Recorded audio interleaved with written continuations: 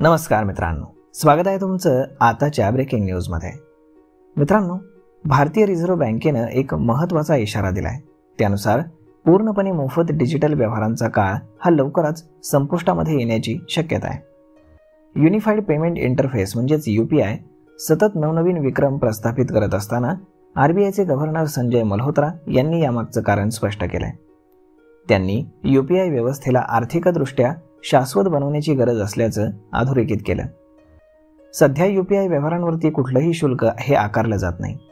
सरकार बँकांना आणि इतर संबंधित कंपन्यांना अनुदान देते जेणेकरून ही व्यवस्था मोफत राहावी, परंतु दीर्घकाळ असं चालवणं शक्य नाही असंही त्यांनी सांगितलं। त्यामुळे UPI वरती भविष्यामध्ये शुल्क आकारलं जाण्याची शक्यता आहे। UPIच्या वाढत्या वापराच्या पार्श्वभूमीवरती RBI गव्हर्नर यांचं हे वक्तव्य अत्यंत महत्त्वाचं ठरतंय। गेल्या 2 वर्षांमध्ये UPIद्वारे होणाऱ्या व्यवहारांची संख्या दुप्पट झाली आहे। आता दररोज 60 कोटींहून अधिक व्यवहार होत आहेत। फायनान्शियल एक्सप्रेसच्या वृत्तानुसार पेमेंट आणि पैसा ही जीवनरेखा आहे।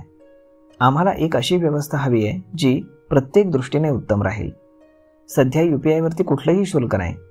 सरकार UPI पेमेंट व्यवस्थेत बँकांना आणि इतर भागधारकांना अनुदान देते, परंतु काही ना काही खर्च तर करावाच लागेल। याचा अर्थ असा की UPI चालवण्यासाठी येणारा खर्च कोणाला तरी उचलावा लागतोय, त्यामुळे खर्चाची काळजीही घ्यावी लागेल।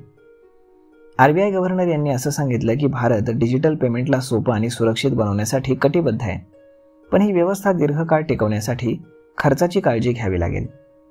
ते म्हणाले, खर्च तर करावाच लागेल, कोणाला तरी हा खर्च उचलावाच लागेल।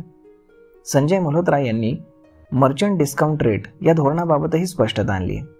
सध्याचं MDR धोरण पुढे चालू ठेवायचं की नाही हा निर्णय सरकारला घ्यावा लागेल असंही त्यांनी सांगितलं।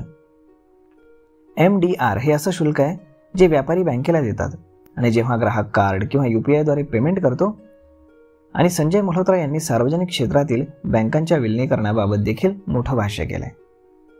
तर मग मित्रांनो, अशा पद्धतीने आता भविष्यामध्ये UPI पूर्णपणे फ्री राहण्याची शक्यता हळूहळू कमी होत चालली आहे। यावरती आपलं मत काय हे तुम्ही आम्हाला कमेंट करून नक्कीच सांगा। आणि जर हा व्हिडिओ तुम्हाला आवडला असेल तर आपल्या जवळच्या मित्रमंडळींसोबत देखील हा व्हिडिओ तुम्ही शेअर करायला विसरू नका। धन्यवाद।